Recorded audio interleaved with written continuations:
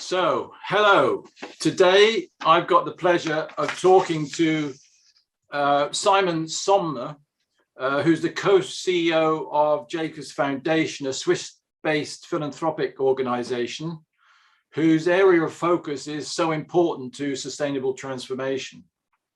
We'll discuss his experiences with transpersonal leadership. Simon joined Jacobs Foundation in 2006 as a program manager, and then after several years as head of research became co-CEO in 2019. He has an unusual background in that he studied musicology at university, which shows that you don't need to be an engineer, an accountant, or a lawyer to become a CEO.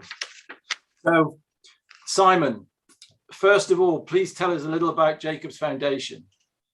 Happy to do so, John, and thanks for having me. The Jacobs Foundation is one of the largest European charities or philanthropies, grant-making foundation, supporting projects in child and youth development, focusing on the question how children can learn better.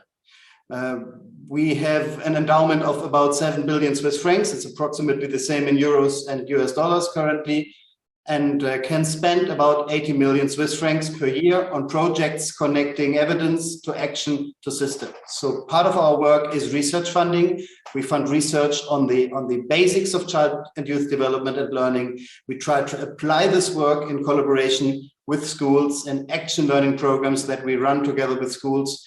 And we'll try to influence education policy by applying what we have learned in these two other streams in selected geographies. And I've been with the foundation for 15 years, and it's a very gratifying work. That's fantastic. Thank you. So perhaps you can explain what's unusual about your organization and why. Absolutely. At the Jacobs Foundation, we truly believe that if we want to have a chance of tackling the big global challenges ahead of us, there is a need for leadership that is highly resilient, adaptable, and also collaborative. And I think that's transpersonal in your terms. And this is particularly important in the context of global philanthropy, because our role as a foundation is currently coming under major scrutiny. There are major debates out there about the concentration of power at the top of foundations, about the perceived lack of transparency and decision-making for how our capital is deployed. So any powerful, value-driven social institution, such as the Jacobs Foundation, has to be subject to a close examination and critical scrutiny, how they lead their processes, how they manage their work. And our approach here on one key component of our way to step up has been to examine the core fundamentals of how we operate. Taking an honest and critical look at the very leadership and decision-making structures within the foundation. And so we asked ourselves the question, what kind of structure would position us to be a more agile, inclusive, accountable, and in the end, impactful organization? And this led us to create a co-leadership structure. And that's what is special about the Jacobs Foundation, I believe, which we launched in 2020. That now permeates all leadership levels and actually all units at the foundation, with each key function in the organization being led by a pair of co-leads, including the CEO role. So there's a co-CEO-ship as well, which is a very unusual setup in the foundation world and also to a large extent in the for-profit world. Thank you. So, as we know, all the senior people, including those co-leads you talk about in the organization, have now gone through the Transpersonal Leadership Journey, which our students are familiar with. And all other staff have been introduced to transpersonal leadership through workshops and coaching. And the work is ongoing. So why did you decide to take this approach? Well, we realized that a few things that you don't learn in business school or in traditional coaching are vital to make the co-leadership model work. You know, I always call it radical transparency and honesty. So we really need to be close to each other. If we lead such a unit together, we need to be absolutely transparent, and we need to really understand the way the other co-lead thinks, acts, and why she or he does what she or he does. So it's really important to go beyond the traditional way of optimizing performance and seeing yourself as a team with all your frailties and actually getting strength out of something that other people would consider weaknesses in management. And so we looked at a lot of providers, a lot of ideas that would help us to instill this empathetic way of running an organization together, and found that the concept of transpersonal leadership was really useful and helped us a lot over the last 2 years. Thank you. So from your perspective as co-CEO of Jacobs Foundation, what are the most important aspects of that journey in enabling your organization to be more effective?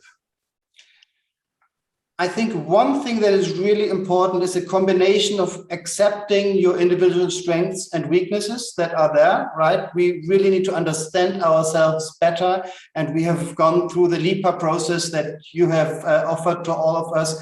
And this was a revealing experience for a lot of us, understanding the areas in which we are strong, understanding the areas in which we thought we were strong, but apparently are not, because, you know, that's how the others have seen us. But then also selectively looking at the few areas that you want to work on. You know, in the past, we have been trained to become perfect managers, but there is no perfect manager. You can be the best you can be, your best self. You can choose a few things you really want to work on, but you can't turn yourself into a totally different person. So for me personally, and I know that this is true for my colleagues as well, I have chosen 2 or 3 things I really work on every single day based on the program, which has helped me to become a better leader in this organization. So I, for example, in every single action I take, I try to anticipate the reaction that it would create in the people next to me, the people I work with, right? This empathetic way of really trying to understand what your action will create in others is something that wasn't present in this organization.